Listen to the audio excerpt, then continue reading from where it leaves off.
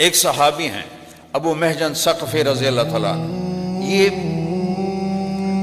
بہت بڑے صحابی ہیں، شراب کی عادت نہیں چھوٹی ان سے، کئی دفعہ ان کو حد لگی، کوڑے لگے، پھر پینا شروع کر دیتے تھے۔ تو حضرت سعد نے حضرت عمر کو لکھا کہ میں ابو محجن کا کیا کروں؟ کہا اس کو قید میں رکھو، جب تک توبہ نہ کرے اس کو چھوڑو نہیں۔ تو انہوں نے ان کو وہی اسی قلعے کے نیچے کمرے میں بند کر دیا۔ ایرانی تو پلہ بھاری ہونے لگا، تو ابو محجن تڑپ رہے کمرے میں کہ یا اللہ میں کیا کروں؟ تو حضرت سعد کی بیگم سلمہ ان کا گزر ہوا، کہنے لگے سلمہ یہ میرے بیڑیاں کھول دے اور مجھے گھوڑا اور تلوار دے دے، اگر میں شہید ہو گیا تو تھوڑی جان چھوٹ گئی، اور اگر میں بچ گیا تو میں واپس آ کے خود ہی بیڑیاں پہن لوں۔ تو وہ کہنے لگی اگر سعد کو پتہ چلا تو مجھے من پر ناراض ہوں گے، اور آگے چل پڑی۔ تو انہوں نے شعر پڑھا، کفا حزنا ان تلتقی الخیل بالقنا واترک مشدودا علی وثاقیا، میرے درد کے لیے یہی کافی ہے کہ سامنے حق و باطل ٹکرا رہے ہیں اور میں بیڑیوں میں بند پڑا ہوا۔ اذا قمت عنان الحدید غلقت علی مصاری قد تسم المنادیا، جب میں اٹھنے کی کوشش کرتا ہوں تو میرے لوہے کی بیڑیاں مجھے زمین پہ پھینک دیتی ہیں، اور میرے اور ان کے درمیان دیوار حائل ہے کمرے کی جو میری پکار کو باہر جانے ہی نہیں دیتی۔ جب یہ شعر حضرت سلمہ نے سنے تو ان کو رحم آ گیا، وہ واپس آئیں، انہوں نے دروازہ کھولا، اس کی بیڑیاں کھولی اور حضرت سعد کا گھوڑا دے دیا، اپنے خامد کا تلوار دے دی۔ انہوں نے کپڑے سے نہ اپنا منہ چھپا لیا، اور مسلمان یوں ہو رہے تھے اور ایرانی یہاں آ گئے تھے، اور یہ شخص اللہ سے کیا لو تھی، دیکھو وہ انسان ہی نہیں جس سے خطا نہ ہو، خطا سے پاک صرف نبی ہوتا ہے اور کوئی نہیں ہوتا۔ شراب کے عادی ہیں اور نکلے ہیں تکبیر پڑھتے ہوئے، اور ایک طرف سے جو اس اللہ کے بندے نے حملہ کیا ہے کلی ذات، اس نے ایرانیوں کی صف میں کھلبلی مچ گئی اور سارے ایرانی پریشان ہے کہ بلا آ گئی، جیسے بجلی چمکتی ہے ایسے وہ چمک رہے تھے، ادھر ادھر ادھر ادھر۔ اور صحابہ چونکہ چہرہ چھپا ہوا تھا تو کہہ رہے اے بندہ تھا لگتا نہیں کوئی فرشتہ اللہ نے انسانی شکل میں اتار دیا ہے۔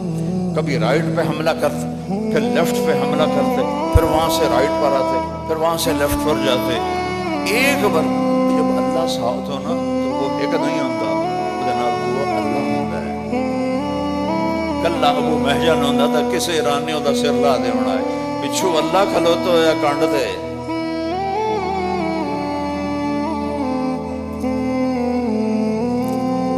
تو وہ اس قدر کھلبلی مچی کہ ایرانی پیچھے ہٹنا شروع ہو گئے۔ ایک بندے نے ایران کے لشکر کے زور کو توڑ دیا، اور جو ہی ان کا زور ٹوٹا اور وہ پیچھے ہٹے تو انہوں نے کہا اچھا حضرت سعد بن ابی وقاص اوپر بیٹھے ہوئے دیکھ رہے ہیں کہ کون ہے بندہ جو کہ چہرہ چھپا ہوا ہے، غور کر کے کہنے لگے تھوڑا تو میرا لگتا ہے پر وہ تو استبلج کھلوتا ہے، اور حملے دا انداز ابو محجن دا ہے، وہ جیلج پہ ہے تو یہ کون ہے؟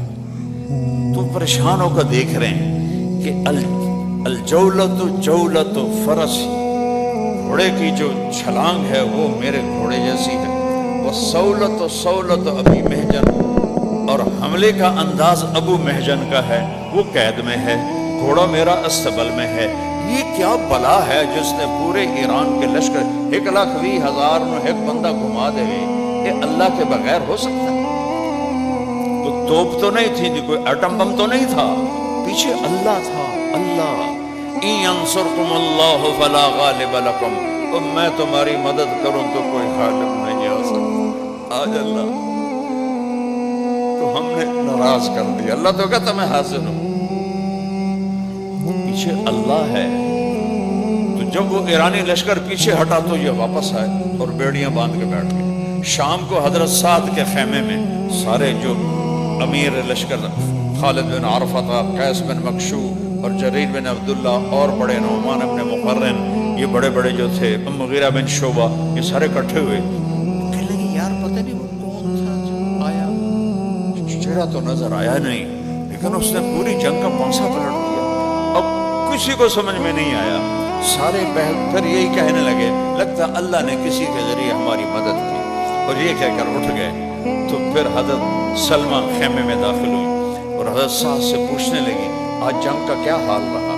تو کہنے لگے آج تو اللہ نے کسی فرشتے کے ذریعے ہماری مدد کی۔ پھر تھوڑی دیر بعد کہنے لگے ویسے ایک بات کہوں سلمہ، اگر میرا گھوڑا استبل میں نہ ہوتا تو مجھے لگتا تھا گھوڑا میرا ہے، اور ابو محجن قید میں نہ ہوتا تو مجھے لگتا تھا حملے کا انداز ابو محجن کا ہے، لیکن پتہ نہیں کون تھا۔ تو حضرت سلمہ کہنے لگی حاجت اگر آپ مجھے معاف کریں تو میں ایک بات کہوں؟ کہ ہاں ہاں کہو۔ کہا وہ گھوڑا آپ کا تھا اور وہ ابو محجن تھا، کبھی ہم بھی تم میں بھی چاہت تھی۔ کہنے لگا وہ کیسے؟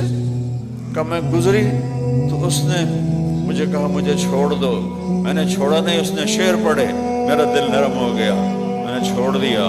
یہ سارا کمال ابو محجن کا ہے۔ فرمایا ابھی بلاؤ ابھی بلاؤ۔ ابو محجن کو بیڑیاں کھول کے بلایا گیا، آپ نے گلے لگایا، ماتھا چوما۔ ابو محجن آج کے بعد جو مرضی کر، تو آزاد ہے، تجھے کوئی سزا نہیں ہے۔ تو پھر میری بھی آج کے بعد شراب سے پکی توبہ ہے۔ پہلے میں اس لیے شروع کر دیتا تھا کہ لوگ کہیں گے کوڑوں کے ڈر سے اس نے شراب چھوڑی، تو میں پھر شروع کر دیتا تھا۔ اب آپ نے مجھے معاف کیا تو میری بھی توبہ ہے۔ 4 دن یہ جنگ چلی تو میرے رب کا غیبی نظام چلا۔ تیسری چوتھی رات جب لشکر الگ ہونے لگا تو قعقاع بن عمر رضی اللہ تعالیٰ عنہ نے تکبیر پڑھ کے دوبارہ حملہ کر دیا ایرانیوں پر، اندھیری رات میں۔ پیچھے صحابہ نے بھی کر دیا، ایرانی بھی آگے، ساری رات لڑائی ہوتی رہی۔ دن کو چلی، شام کو رک جاتی تھی۔ قعقاع بن عمر کی تکبیر پر صحابہ کو جوش آیا، انہوں نے دوبارہ حملہ کر لی۔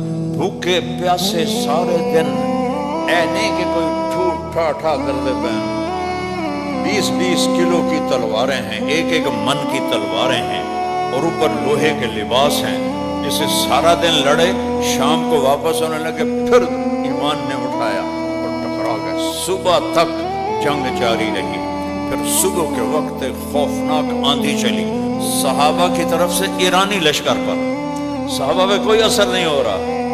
تو کبھی اللہ کے جاری تو لگاؤ، پھر دیکھو کیسے آتا ہے۔ ہوا چلی، آندھی، اور وہ آندھی صحابہ کو کچھ بھی نہیں کہہ رہی، اور ایرانیوں کے خیمے اکھڑ رہے ہیں، اور مٹی اور گرد و غبار، اور رستم کا جو تخت تھا نا اس کا خیمہ بھی اڑ گیا اور تخت بھی الٹ گیا۔ تو رستم نے اس کی فال لی کہ کم خراب ہو گیا، اس نے دوڑ لگائی اور دریا کی طرف بھاگا۔ فرات، دریا فرات کے کنارے جنگ تھی۔ تو ایک صحابی ہیں ہلال ابن علقمہ تمیمی رضی اللہ تعالیٰ عنہ، نوجوان، انہوں نے دیکھا کہ کوئی بڑے لشپش والا کوئی آدمی بھاگا جا رہا ہے۔ انہوں کا کوئی اہم آدمی لگتا ہے، ان کو نہیں پتا یہ رستم ہے۔ انہوں پیچھے دوڑ لاتی، رستم نے پیچھے دیکھا تو انہیں تیر مارا۔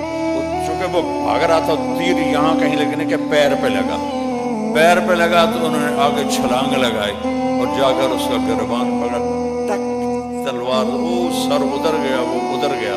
جب اس نے سر اٹھایا تو یہ تو رستم ہے، اور کہا میں نے رستم کو مار دیا۔ یہ کہنا تھا تو ایرانیوں کی بھگدڑ شروع ہو گئی، کوئی دریا میں ڈوب کے مرے، کوئی بھاگ کے مرے، کوئی ادھر گئے، کوئی ادھر گئے۔ اسی طرح این ینصرکم اللہ فلا غالب لکم، اگر میں تمہاری مدد کروں تم پہ کوئی غالب نہیں آ سکتا۔ آگے مدائن پھر کبھی وہ سناؤں گا، چھوٹا سا سنا دیتا ہوں۔ دریا میں دجلہ میں خوفناک طوفان تھا، اور عرب کے گھوڑے پانی کے عادی نہیں ہیں۔ حضرت سعد نے فرمایا میں نے دریا پار کرنا ہے، آج ہی کرنا ہے، لہذا سب تیاری کرو۔ کیا؟